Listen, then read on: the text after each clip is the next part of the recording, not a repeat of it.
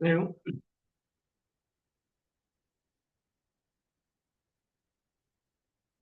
주의 은혜로 지난 토일은 이제 서울 대학로 모임에서 집회를 주의 은혜 가운데 잘 가졌습니다. 가보니까 식구들이 많더라고요. 처음 가보는데 어쨌든 토요일과 일요일 합쳐서 5시간 정도 같이 말씀 나누고 교제하는 그런 좋은 시간 보냈습니다. 어, 오늘은 이제 좀 제 마음도 많이 무겁습니다. 단비 자매와 연관되는 것에 대해서 잠깐 좀 언급을 좀 하겠습니다. 원래 2주 전에 언급하려고 생각을 했는데 아무래도 큰 딸과 그리고 사위 또 결혼식 끝나고 나서 분위기도 그래서 어, 좀 나중에 해야 되겠다 생각을 했는데 뭐 그렇지 않아도 웅배 형제는 왜 말씀을 안 하시는지 얘기하려고 했다고 말씀을 하시는데 안타깝게도 단비 자매가 이제 불신교제했고 결혼했기 때문에 교회적으로 근신 징계를 하지 않을 수가 없고 그래서 6개월간 떡과 잔을 금지하는 것을 하게 되는데 어, 어쨌든 그래서 저는 이제 말든 그 운명적인 말씀으로는 이제 8월 9일 이번 토요일 날 돌아온 토요일 날 이사를 아산으로 가는 것 같아요. 운영우천 그 교회 주변이라고 하는데, 근데 뭐 아직 최종적으로 그 교를 선택할지 여기일지 잘 모르겠다고 그 결정을 좀 안 한 것 같은데, 그 바로 교회 옆이니까 아, 그쪽에 낫지 않겠냐 생각을 하고 그러는데, 그래서 어제 운영우천 그 모임에 윤영로 장로님한테 전화를 해서 어쨌든 단비자매가 그곳에 가면 잘 이렇게 6개월 동안 근신하면서 떡과자는 대하지 않지만 참여하고 또 복음을 전하고 특별히 사위에 대해서 잘 부탁한다고 이렇게 말씀을 드렸는데 그 은배용자님은 아직은 결정이 안 돼 잘 모르겠다고 이렇게 이야기를 하네요. 어찌됐든 뭐 여기를 가든 거길 가든 6개월간 근신하게 됩니다.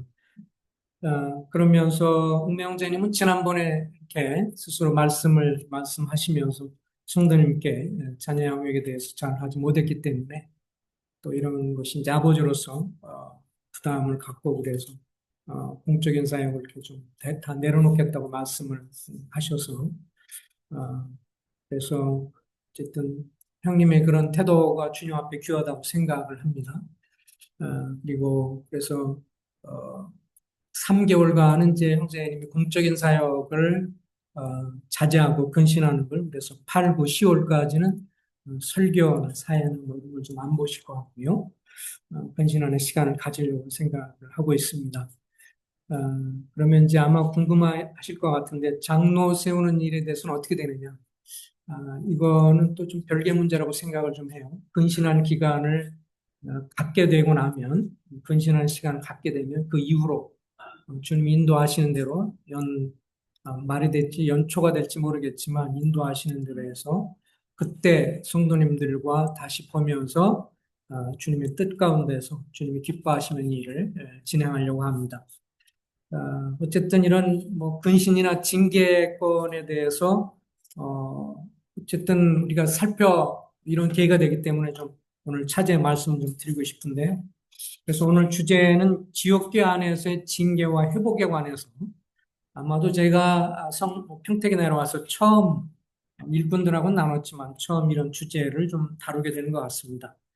아, 지옥교회는 하나님이 어떤 분이고 또 주님께서 무슨 일을 하셨는지에 관해서 이 세상 가운데 에, 그리스도의 복음을 통해서 선포할 책임과 사명이 있지요.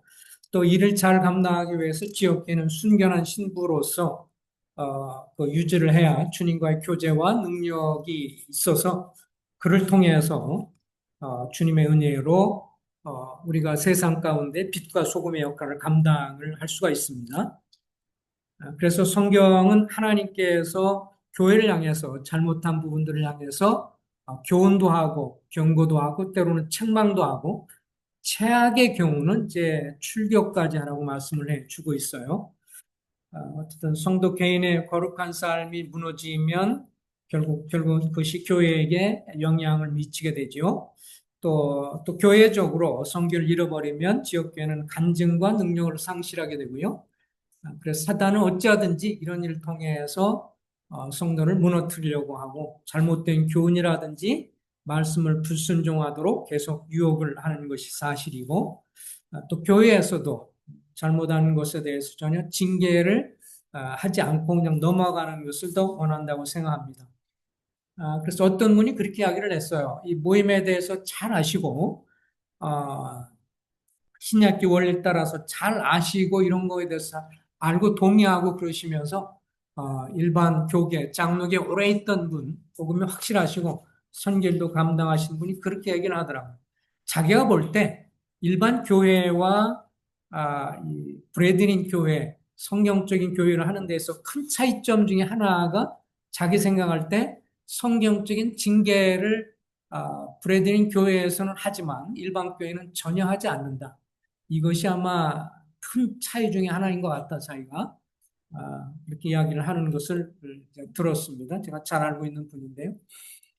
또 왜냐하면 일반 교회에서는 한쪽 교회에서 뭔가 잘못한 것에 대해서 어떤 모양이든 이렇게 뭐 근신을 주든지 징계를 하면 어떻게 되겠어요? 다른 교회는 도망가거든요. 다른 교회에서는 얼른 오라고 받으니까 그렇게 해봐야 이제 교회 잃는다 생각하기 때문에 목사들이 결코 징계권을 다루지 않습니다. 근데 문제는 그런 문제가 어떤 문제든지 있으면 이제 가장 큰 문제가 계속해서 이것이 그런 문제 있다고 하는 것이 뒤에서 수근수근거리면서 계속 1년, 5년, 10년, 20년 계속 지속된다는 거예요. 그게 오히려 큰 교회적인 병폐가 되고 사단이 이런 부분 갖고 계속 갖고 노는 것이 되게 되는데 오히려 교회적으로 드러내놓고 이것을 얘기해서 어느 일정 기간 징계가 되고 근신이 되고 나면 시장 끝나고 나면 정리가 됐기 때문에 더 이상 그거 됐고 그것으로 인해서 공격을 당하거나 어려움을 당할 일이 없죠. 한 번은 이제 전에 있던 교회 섬기면서 결혼한 형제가 음행의 문제에 빠지게 되었고요.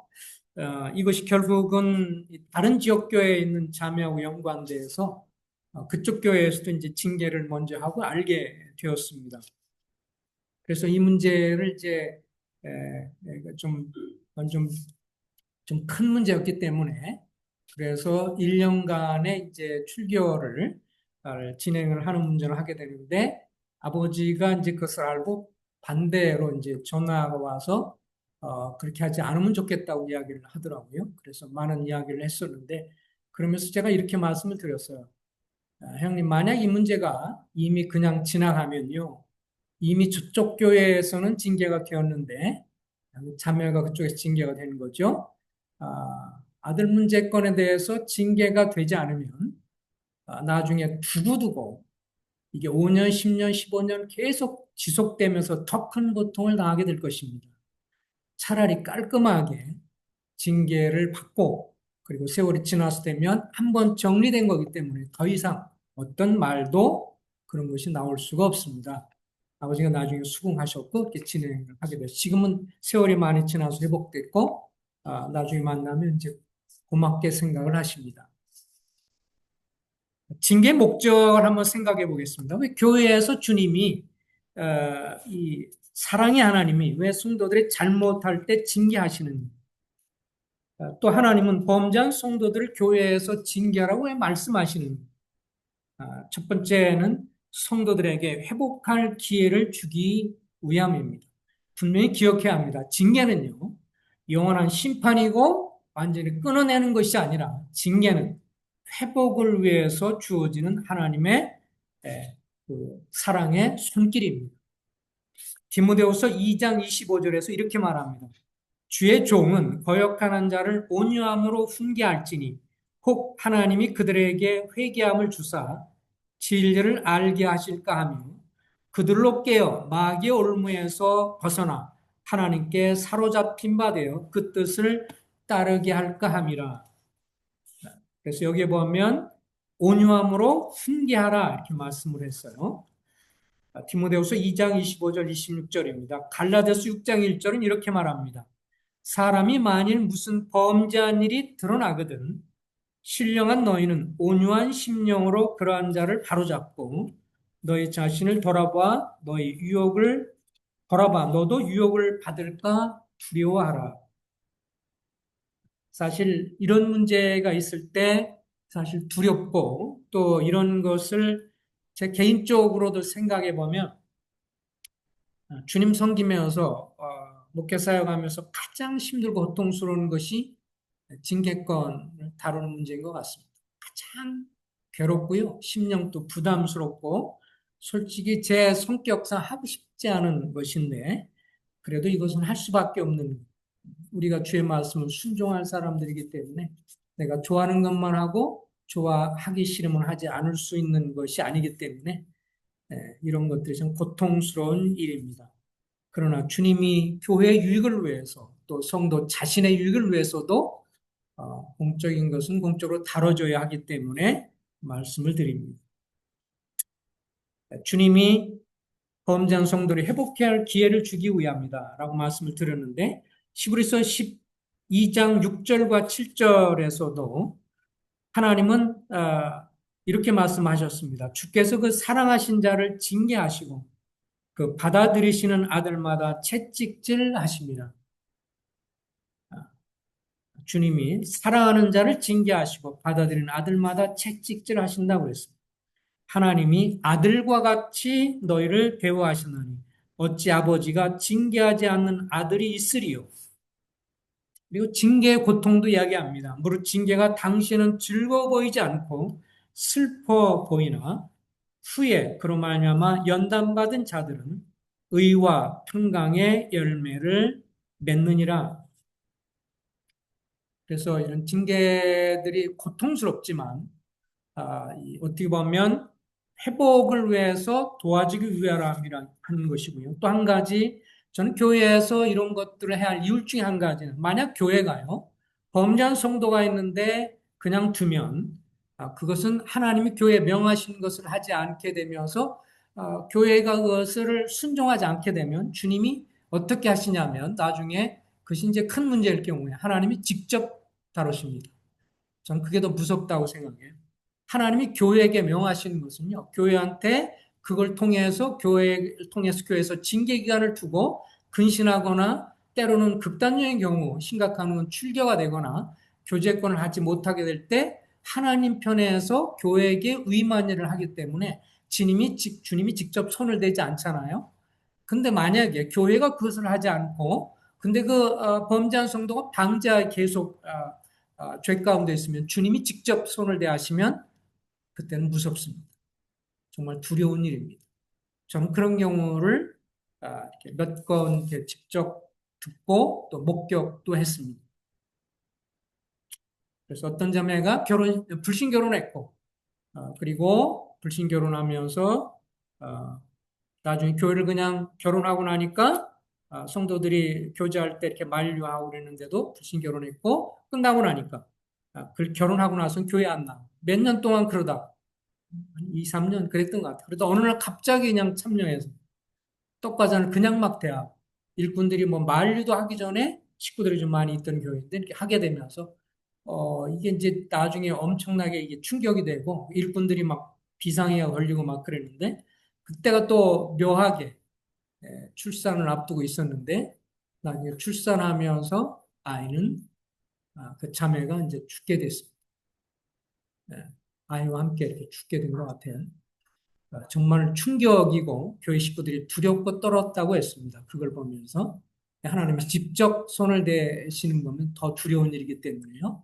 그래서 교회 하는 일 고통스럽지만 감당해야 할 일이라고 생각을 합니다. 다행히 장례를 잘 치르면서 교회 식구들이 그 남편은 뭐예요? 모르잖아요, 전혀. 아, 믿지 않는 사람이니까 장례를 사랑으로 섬기고 치러줘서 결국은 그 마문을 열고 남편이 나중에 이제 구원을 받게 되어서 감사가 되죠. 그 다음에 첫 번째는 성도에게, 범죄한 성도에게 회복할 기회를 주는 것. 두 번째는 성도로부터 교회를 보호하기 위함입니다. 또 한편으로는 그런 것들을 처리하지 않으면 계속 비슷한 일들이 반복해서 일어날 수 있기 때문에 주님이 누룩이 온 가루에 퍼지는 것을 알지 못하느냐 고린도서 5장에 말씀했기 때문에 그런 면에서 또 유익을 위해서도 라고 말씀하십니다. 징계의 대상, 성경에 보면 어떤 성도를 징계해야 되는가에 대해서 물론 징계라고 할 때 이것이 아까 말한 것처럼 엄청난 최후의 수단인 출교를 항상 염두에 두는 건 아니에요. 징계라고 할 때 가장 작은 것부터 시작한다면 그것은 이제 떡과 잔을 대하지 않게 해주는 겁니다. 개인적인 무슨 문제가 있거나 그럴 때 또 어떤 그런 나중에 얘기하겠지만 문제가 있다면 그런 면에서 앞에 있는 인도자들만 알고 개인적으로 권면해서 떡과 잔을 한동안 참석하지 못하도록 하면서 근신을 하는 것도 있고요.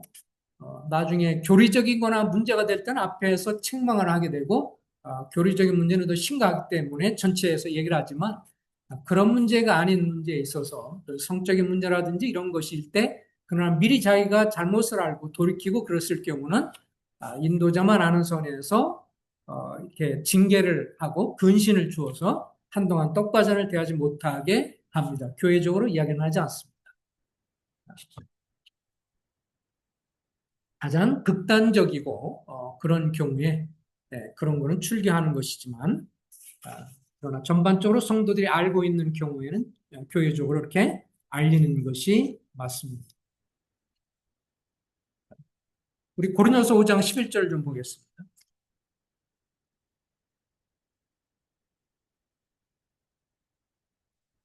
고린도전서 5장 11절 우리가 잘 아는처럼 고린도전서 5장 1절에 이런 말이 나와요. 너희 중에 심지어 음행이 있다함을 들으니 그런 음행은 이방인 중에서도 없는 것이라 누가 그 아버지 아내를 취하였다 하는도다. 그리하고도 너희가 오히려 교만하여져서 어찌하여 통한이 여기지 아니하고 그 일을 행한 자를 너희 중에서 쫓아내지 아니하였느냐. 이 고린도교의 문제는 계모와 자식이 계모와 음행의 관계가 있었고 근데 이것에 관해서 고린도교에서 아무런 대책을 또 그런 면에서 주의를 주고 경고도 하고 그런 걸 하지 않았어요. 그래서 이 부분에 대해서 어, 또 그거에 대해서 관면하면서 나중에 징계하면서 출교를 하지 않았습니다. 그래서 그 부분에 대해서 지금 야단을 치면서 지금 쓰고 있는 것입니다. 그러면서 11절에 이런 말씀이 있어요. 11절 다 같이 읽어보겠습니다. 시작. 이제 내가 너에게 쓴 것은 만일 어떤 형제나 일컫는 자가 음행하거나 탐욕을 부리거나 우상 숭배를 하거나 모욕하거나 술 취하거나 속여 빼앗거든 사귀지도 말고 그런 자는 함께 먹지 말라 함이라. 밖에 있는 사람들을 판단하는 것이야 내게 무슨 상관이 있으리오마는 교회 안에 있는 사람들이야 너희가 판단하지 아니하랴. 밖에 있는 사람들은 분받지 않고 세상에 있는 사람들은 하나님이 심판하시려니와 이 악한 사람은 너희 중에서 내쫓으라. 여기서 11절에 있는 말씀을 어떻게 이제 분별할 것이냐 하는 문제입니다. 그래서 이 부분에서 많은 그 경건한 분들이 이렇게 말을 합니다. 어떤 성도라고 하는 사람이 딱 한 번의 어떤 잘못과 여기에 나와 있는 것을 어떤 뭐 우상숭배, 탐욕, 뭐 이런 술 취함, 한 번 딱 술 취했다고 해서 출교할 것이냐? 경건한 분들의 분별은 이것은 좀 지속성이 있다 이렇게 표현을 합니다. 어떤 형제라고 하면서 한두 번이 아니라 계속 반복해서 그래서 이런 것들을 교회에서 권면도 하고 앞선 인도자들이 이거에 대해서 훈계하고 권면했는데 경고되는데도 계속해서 반복해서 한다면 이것은 다뤄야 할 문제다. 이렇게 이것은 출리할 문제인 것을 말씀을 해주고 있습니다. 뭐 위험한 것처럼 탐남, 여기 탐욕 부리는 것, 토색, 뭐 강요, 강탈, 공갈, 사기, 성도들 사이에서 사기치는 사람들도 있었어요. 과거에 보면 지역 모임 가운데 다른 돈을 이렇게 해가지고 사기치는 경우도 이것을 권면하고 해결하도록 돕는데 그러지 않고 계속한다면 이런 것을 다룰 수밖에 없죠. 후욕, 욕설을 퍼붓는 것 이것도 지속된다면 큰 문제인 것을 말씀해 줍니다. 술 취함 그 다음에 징계 대상 중에서는 데살로니가 후서 3장을 보겠습니다. 데살로니가 후서 3장 11절, 12절입니다. 데살로니가 후서 3장 11절, 12절. 다 같이 한번 읽어보겠습니다. 데살로니가후서 3장 11절 12절 시작. 우리가 들은즉 너희 가운데 게으르게 행하여 도무지 일하지 아니하고 이를 만들기만 하는 자들이 있다니 이런 자들에게 우리가 명하고 주 예수 그리스도 안에서 권하기를 조용히 일하여 자기 양식을 먹으라 하노라. 여기 보면 이런 자들을 우리가 명하고 명령하고 이렇게 나와 있어요. 여기는 이제 쉽게 말하면 별 이유 없이 일하지 않고 일하지 않는다고 할 때 기혼일 경우에 이러면 뭐예요? 가정을 방치하는 것이죠. 네. 그래서 가정을 돌아보지 않고 결혼한 남자가 자기 일도 하지 않으면서 빈둥빈둥 돌면서 가정을 돌아보지 않는다면 교회 장로들이 붙들고 권면하고 경고해야 할 문제인 것을 말씀해 줍니다. 그러면서 교회에 짐을 지우는 행위가 된다면 권면을 해야 되겠죠. 그 다음에 또 디도서에도 보면 여러 고린도후서 뭐 6장 11절부터 18절도 우리가 말하는 것처럼 불신자와의 교제, 불신자와 멍에를 매는 그래서 이런 문제에 있어서 빛과 어둠이 함께할 수 없고 사단과 벨리알 하나님과 벨리알이 함께할 수 없고 불신자와 멍에를 매지 말라 이렇게 말씀했기 때문에 그런 면에서 특별히 불신자와 멍에 매는 것은 이제 어떻게 보면 더 큰 문제이기 때문에 그런 면에서 이 문제를 이제 그래서 공개적으로 다루게 되면서 근신 조치를 취할 수밖에 없는 것이죠. 고린도서 6장 11절에서 18절 이하 우리가 잘 아는 말씀입니다. 또 이혼 등에 관한 그런 문제 있을 때는 어쨌든 교회에서 성도들이 권면하고 또 근신하고 그런 시간을 갖는 것이 마땅합니다. 그리고 교회에서 이제 이런 장로들의 권면과 이런 것이 있는데도 불구하고 듣고 그 말을 듣고 순종해 하면 문제가 없는 것인데 계속해서 권면하고 경고도 하고 그러는데도 계속해서 반발하면 이런 것들도 이제 교회적으로 장로들이 그 범위를 정해서 징계를 정할 수밖에 없습니다. 또 교리적인 문제가 있는 것도 있죠. 로마서 16장입니다. 로마서 16장에 보면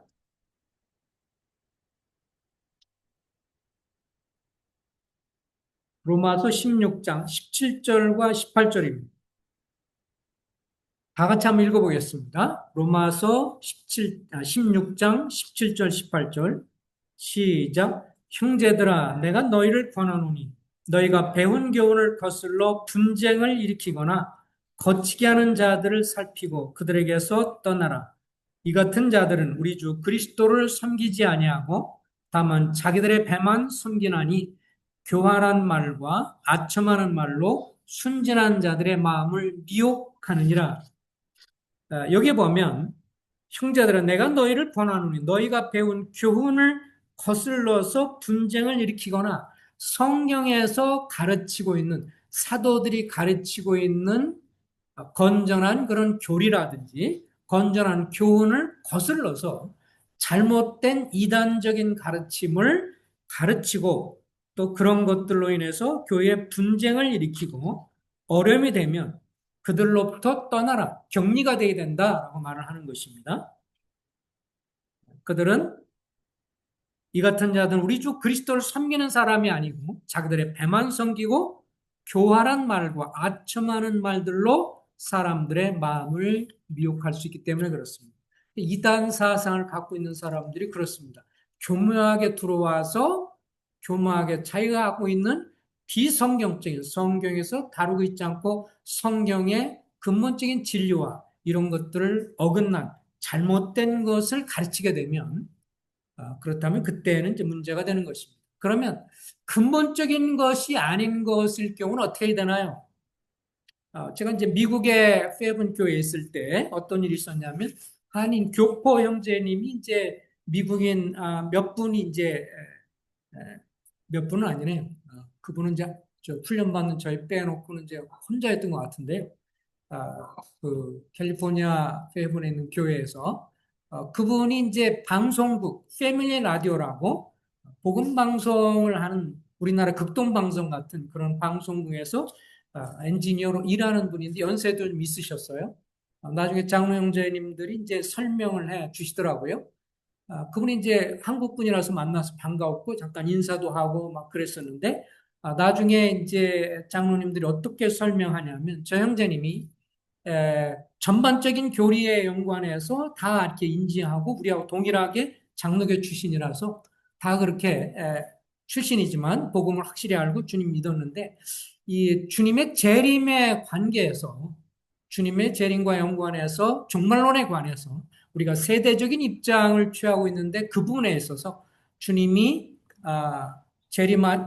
공중 재림이 있으시고 그 다음에 7년 환란 후에 그 다음에 밑에 이제 지상 재림이 있는데 이 분별에 있어서 우리와 함께하지 않는 그런 교리를 갖고 있다. 장로교에서 갖고 있는 좀 교리예요. 그래서 그런 것들을 인해서 이제 형제님들이 권면을 했고, 그래서 어떻게 하기로 했냐면, 개인적으로 그것을 갖고 있지 않는, 개인적으로 이렇게 믿는 것에 관해서는 이것이 구원 문제나 주님의 재림의 문제를 재림한다는 걸 부인한다면 이건 근본적인 교리지만, 재림을 하시는 걸 믿지만, 그 사이에 어떤 분별에서 약간의 차이와 견해가 있는 것 같고, 이거는 근본적인 문제는 아니기 때문에, 개인적으로는 그것을 가지고 있을 때 교회에서는 잠잠할 수 있겠느냐라고 장로님들이 이야기를 했고 그분이 그렇게 하겠노라. 그래서 그럼 우리가 교회에서 계속 성도를 영접해서 교전하겠습니다. 만약의 경우에 이것을 뭐 소그룹이라든지 또 가정 모임이라든지 그런 것 가운데서 장로들의 허락 없이 개인적으로 가르치거나 그렇게 된다면 그때는 우리가 허락하지 않겠습니다. 그때는 교회를 떠나셔야 합니다. 그분이 알겠다고 그 다음에 계속 머물러 계셨던 것을 보게 됩니다. 어떤 그런 약간의 견해 차이에 관해서는 우리가 성도의 자유도 있고 또 같은 경건한 분들 사이도 약간의 견해 차이 있는 거기 때문에 그러나 주님이 재림하시는 것을 부인한다. 이거는 이제 이단이 되는 거기 때문에 어찌됐든 성경적인 가르침과 그런 건전한 교훈을 거슬러서 가르친다면 이것은 문제가 될 수 있다고 하는 것입니다. 그렇다면 징계 절차를 한번 생각해 보겠습니다. 어떻게 징계해야 되느냐? 첫 번째는 교회에서 온유한 심령으로 하라고 말씀해 주고 있습니다. 아까 갈라서 6장 1절에 보면 어떤 성도가 잘못을 행할 때 신령한 노인 혹은 영적인 노인은 온유한 심령으로 이것을 어떤 분풀이를 하고 막 그 사람들을 향해서 공포감을 조성하고 이런 것이 아니라 온유한 심령으로 해야 되는 것이고 그리고 저가 배운 것은 집신형님 이런 분들은 어떻게 권면하셨냐면 아비의 마음으로 아비의 마음으로 징계합니다. 저도 이제 그런 거가 있을 땐 항상 먼저 생각을 합니다. 징계권이 있으면 내가 징계를 받아야 할 대상이 내 딸이라면 내 자식이라면 어떻게 할까라고 생각을 해보고 그러면서 또 한 번 더 생각하고 감정적으로 하지 않고 정말 조심스럽게 온유한 심려로 하는 것이 맞다 생각을 하게 됩니다. 일반적인 절차는 뭐 권면하고요. 징계 같은 것은 경고도 하고 또 공적으로 꾸짖을 때도 있고 또 멀리하고 성도들이 문제가 있을 때는 그분과 접촉하지 마세요라고 하는 것은 출교 직전의 경우입니다. 문제가 있을 때 접촉하지 말라고 말할 수도 있고요. 나중에 그럼에도 불구하고 계속 그럴 때는 그때는 출교하면 교회를 떠나게 하는 것입니다. 세부적인 절차를 잠깐 살펴보면 개인과 개인의 문제가 있습니다. 마태복음 18장이 그런 건데요. 마태복음 18장을 잠깐 볼까요?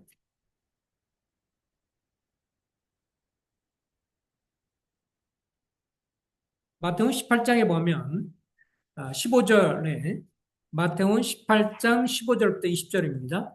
내 형제가 죄를 범하거든 가서 너와 그 사람과만 상대하여 권고하라. 만일 듣지 않으면 내 형제들을 만일 들으면 내가 내 형제를 얻은 것이. 이것은 자매님과 자매님 사이에, 형제님과 형제님 사이에 개인적으로 부딪히거나 갈등이 있거나 뭔가 문제가 있거나 원한이 있거나 갈등이 있는 경우를 말하는 것입니다. 그럴 때는 개인적으로 만나서 어, 뭐 어렵거나 고통당하거나 피해를 보거나 그런 분이 가서 만나서 교제를 하고 합당하지 않다고 하는 것을 이야기를 하면, 그래서 듣는다면 형제를 얻는 것인데 16절 보세요. 만일 듣지 않거든 그때는 한두 사람을 데리고 가서 두세 증인의 입으로 말마다 확증하게 하라.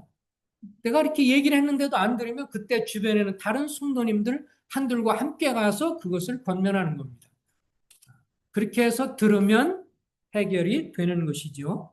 그런데 만약에 17절에 보면 만일 그들의 말도 듣지 않거든 교회에 말하고, 이제 이것은 교회를 대표하는 장로들이라고 분별이 됩니다. 그때는 교회 장로들이 개입해서 가서 권면하고, 그래서 교회 말도 듣지 않거든, 이것은 교회를 대표하는 인도자들이 권면하는 말도 듣지 않거든 이방인과 세리와 같이 여기려.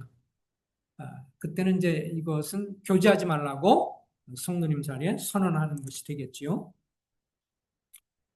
근데 개인이 주님 앞에서 범죄한 경우가 있습니다. 성도와 성도 간의 그런 잘못이 아니고 개인적으로 잘못한 어떤 경우입니다. 성경을 통해서 그 잘못됐다는 것을 지적을 인도자는 해야 하고요. 또 그분에서 그가 받아들이면 해결이 되지만 그렇지 않을 때 책망도 하고 때로는 꾸짖기도 하고 나중에 그럼에도 불구하고 받아들이지 아니하면 이제 내쫓는 출교가 됩니다. 그럼 성적인 범죄는 어떤 것이냐라고 했을 때 개인적으로 은밀하게 되어진 경우는 만약 그가 잘못을 해하고 나서 얼른 자백을 하고 또 인도자한테 이런 것들을 알리게 되면 그것을 개인적으로 듣고 다시는 그런 것을 범하지 말도록 하면서 은밀하게 권면도 하면서 아까도 얘기한 것처럼 떡과 잔을 대하지 않도록 기간을 일정히 정해주고 그렇게 처리를 합니다. 근데 그런 어떤 문제가 어떤 성적인 문제 이런 것들이 다른 성들도 이미 다 알고 있는 문제다. 그럴 경우는 공적으로 다루는 것이 맞습니다. 이미 벌써 알려져 있는 거기 때문에 그럴 경우는 공적으로 드러났을 때는 성도들의 그런 사실들을 공적으로 알리고 공적으로 처리를 하는 것입니다. 그거에 대해서 받아들이는 경중 이런 걸 따라서 때로는 권면도 하고 때로는 책망도 하고 더 심하게 그것을 무시하면 그때는 뭐 교회에서 어쩔 수 없이 또 출결할 수밖에 없지만, 만약에 장로들의 범죄는 어떻게 하느냐? 성경에 또 나와 있죠. 두세 증인의 송사를 받아야만 혐의가 인정이 됩니다. 한 사람의 단독으로 어떤 한 사람이 어떤 인도자에 대해서 불만과 원망을 하면서 문제를 막 지적하고 이걸 키우려고 한다면 들을 수가 없습니다. 이것이 확실한가 하는 것은 복수로 인정이 돼야 된다. 성경 그렇게 말을 하고요. 그리고 다른 장로들이 가서 사실 여부를 확인을 해야 합니다. 두세 증인이 있을 경우에만. 그 다음에 그것에 대해서 공적으로 또 징계를 할 수밖에 없습니다. 사실 여부가 알려지게 되면. 그렇다면 회복과 영접은 어떻게 하는 것이 맞을까요? 그래서 만약 어떤 경우 이제 출교가 됐다고 한번 생각을 해보세요. 그럼 출교가 된 사람에 대해서 출교를 한 경우다라고 했을 때 그분에 대해서 그러면 교회 성도들은 당연히 만나지 않겠지만 그럼 교회 인도자들은 어떻게 되느냐? 아까도 말했지만 그런 경우에도 회복할 수 있는 것이 있는 거기 때문에 시간이 지나서 연락을 해보고 그의 마음의 상태가 어떤지를 확인할 필요가 있습니다. 만약에 뭐 연락을 하는데 반응도 없고 그렇다면 할 수 없는 거죠. 아직 준비가 안 됐다는 거니까요. 그러나 이제 연락을 하고 그랬을 때 받아들이게 되면 만나서 교제를 해보고 그러면서 어쨌든 어떤 경우는 뭐 기간이 1년에 정해진 것이 있고 그렇지만 어떤 경우는 아주 심각하면은 어떤 시간을 정하지 않고 이렇게 다뤄질 수도 있기 때문에 시간이 지나면서 몇 차례 계속 만나서 그가 돌이키고 잘못된 것이 있으면 그때는 시간을 갖고 만나서 교제하고 그러면서 정말 그 마음에 회개하고 돌이킨 것이 분명하고 그러면 세월이 지나서 이제 그런 것들이 확인되면 그때 장로들이 먼저 그것을 받아들이고 그 다음에 이제 교회 어느 일정한 날을 정해서 교회 성도들 앞에서 그 부분에 대해서 이렇게 회개한 간증을 한번 듣는 시간을 갖습니다. 특별히 출교에 있을 경우는 더더욱 그렇죠. 어떤 일정 기간에 근신하고 끝나고 그러면 굳이 뭐 그럴 필요는 없지만 아주 이렇게 출교를 하거나 이런 큰 문제에 있을 경우는 결국 나갔다가 한동안 안 나왔다 들어오는 경우니까 그때는 전체 앞에서 회개한 그런 간증을 듣는 것이 좋습니다. 그러면 그때 같이 기도하고 그 인도자들이 기도하면서 서로 용서하고 교회 영접해서 다시 이제 주님 앞에 떡과자를 대하며 성도들과 교제할 수 있는 것이 되는 거죠.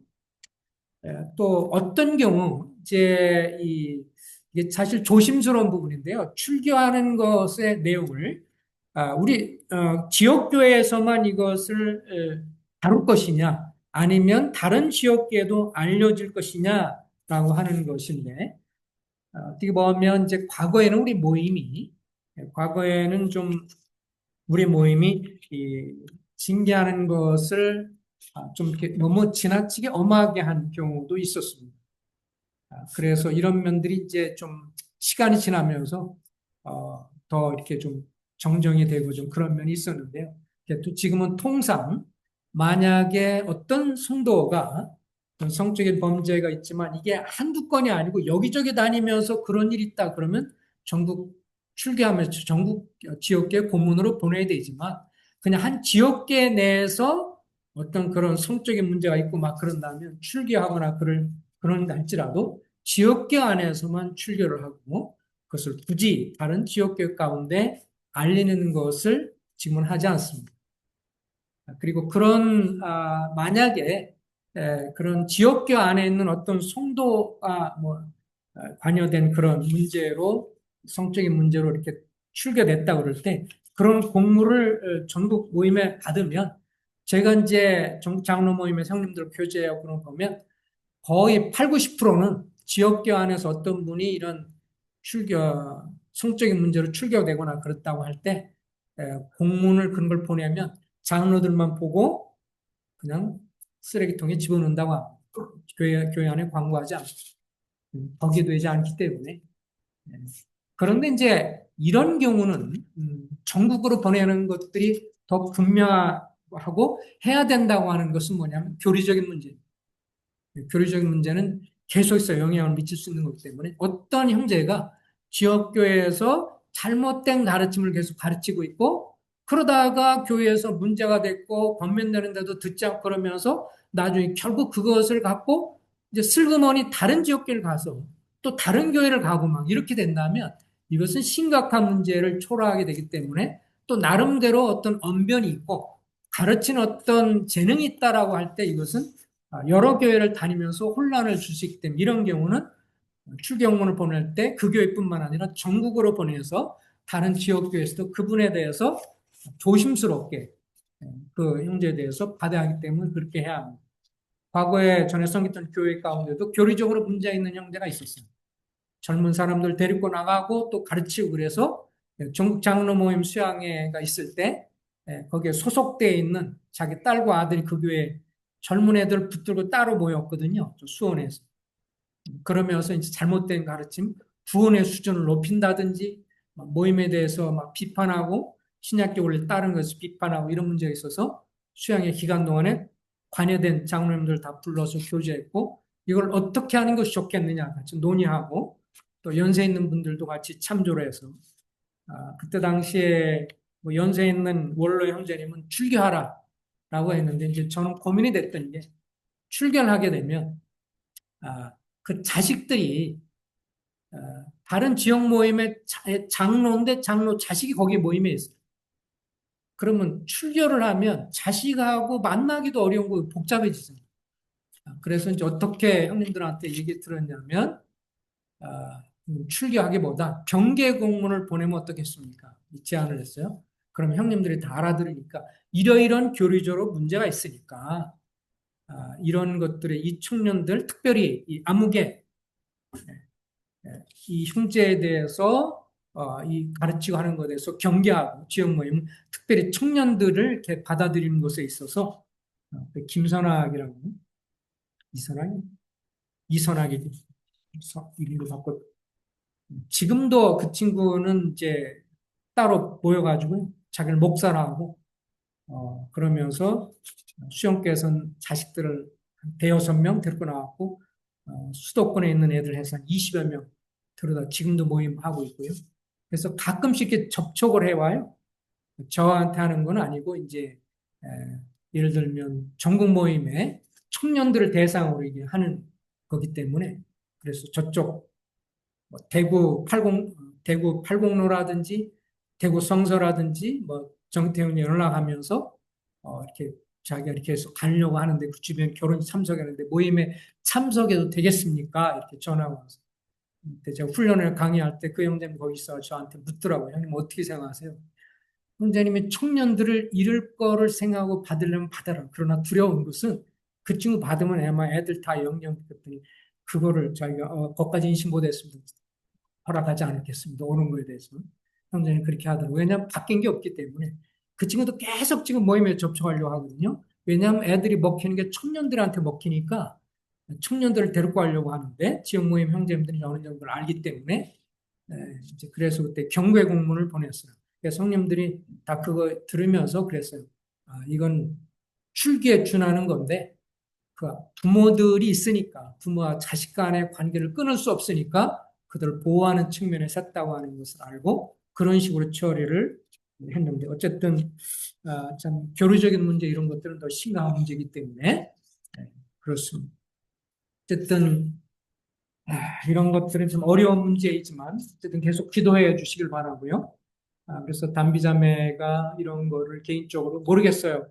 지금 저희들은 이제 이왕이면 그래서 그 형님한테 얘기해서 이제 저쪽 집에 가까우니까 운영촌 교회 그리고 전에는 또 가겠다는 말도 있어서 부탁을 드렸는데 또 이쪽으로 올런지 어떻게는지 아직 최종 결정을 안 했다고 하는데 참석하는 동안에는 떡가자를 대하지 않고 한 6개월 정도 그리고 또 중요한 거는 이제 신랑이 주님을 믿을 수 있도록 순모 씨가 믿을 수 있도록 해서 도와야 하는 그래서 저는 개인적으로 생각할 때 거리가 먼데 여기 계속 온다라고 할 때 말씀 듣는 것도 오히려 거기서 가까이서 또 인형님과 친척과 함께 친밀한 친척과 함께 그러니까 가까이서 복음을 듣는 게 더 좋지 않겠냐는 생각을 하는데 그러면서 어쩌다 여기 방문할 수도 있고 모르겠습니다. 최종적으로 어떻게 결정하실지는 운명전님 같은 경우는 본인이 자원해서 미리 말씀하셨고 다 내려놓는다고 하셨고 또 책임감을 많이 느끼시고 오늘도 제가 말이 없으니까 왜 안 하시냐고 저한테 미리 얘기를 해서 공적으로 다루면 좋을 거 빨리 하셔야 되지 않냐고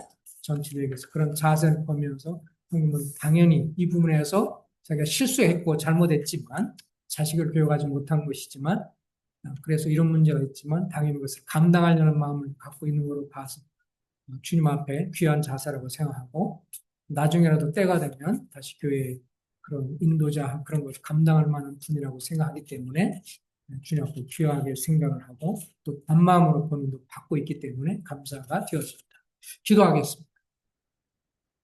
자비하신 아버지 하나님, 주님이 긍휼과 자비를 베풀어 주셔서 저들이 구원받고 하나님의 자녀이지만 저들이 사단의 유혹이 있고 또 우리 속에 육신이 있어서 어리석게 행동하고 또 죄를 범하며 그로 인해서 스스로도 어렵고 고통을 당할 뿐만 아니라 교회 공적으로도 교회 성도들의 지체로서 또 교회에 어려움도 주는 고통이 있는 것을 솔직히 고백을 드립니다. 아버지 하나님께서 긍휼과 자비를 베풀어 주셔서 우리 담비자매님을 기억해 주시고 인도해 주시길 바라고 또 한편으로 결혼이 쉽게 잘 되지 않기 때문에 어려움도 있었던 것도 이해하는 마음이 있고 그러나 한편으로 주님 앞에 분명히 말씀이 금하고 있는 불신교제와 불신결혼한 것이 죄인 것은 주님 앞에 마땅한 것을 알게 될 때 주의 긍휼을 구합니다. 주님 앞에 자매가 이런 부분에서 정말 근신하는 마음과 주님 앞에 불순종한 것에 대한 참 주님 앞에 회개하는 마음 근신하는 기간으로 6개월 정도를 우리 이곳에서 있을지 아니면 온양온천에서 교회에서 할지는 우리가 알 수가 없지만 주님 축복해 주셔서 주님 앞에 근신하는 마음으로 깨어서 회개의 기도와 특별히 남편의 구원을 위해서 눈물로 기도하는 그런 것이 될 수 있도록 은혜를 베풀어 주시기를 기도합니다. 또 저희도 과거에 우리 교회 식구여원 축복해 주셔서 자매가 주님 앞에 돌아올 뿐만 아니라 신랑까지도 돌아올 수 있는 순모 씨도 김모 씨도 돌아올 수 있도록 은혜를 베풀어 주셔서 정말 이런 계기를 통해서 하나님을 아는 그런 가정이 될 수 있도록 은혜 베풀어 주시기를 간절히 소원합니다. 또 이런 일로 인해서 우리 웅배영자님을 위로하시고 인도해 주셔서 좀 자식을 향해서 권면하고 돕지만 그 결정까지 어찌 할 수는 없는 그런 입장인 것을 주님이 잘 아시옵나이다. 주께서 긍휼과 자비를 베풀어 주셔서 이 근신기간 3개월을 주님 은혜로 붙드시고 인도하시며 또 자비로 역사해 주셔서 계속해서 주의 은혜를 베풀어 주시고 심령이 상하지 않게 해주시고 그 심령을 주님이 굳건히 세워주시고 하나님의 자비 가운데 근신하면서 이왕이면 주님의 은혜로 인해서 사위가 구원받는 것을 보기를 원하고 또 그렇게 기도 제목을 내려놓고 있사오니 하나님이 역사하셔서 그 이후에 기쁨으로 저희들이 함께 또 주님을 섬기며 또 말씀 사역을 감당할 수 있도록 축복해 주시길 원합니다. 주님이 기뻐하시고 주님이 원하시면 앞으로 계속 역사해 주셔서 또 교회를 섬기는 일에 있어서 하나님이 앞서 행하시고 인도하시며 주관해 주시기를 간절히 소원을 드려올 때 걸어가신 주 예수 그리스도 이름으로 의탁하며 기도했습니다. 아멘.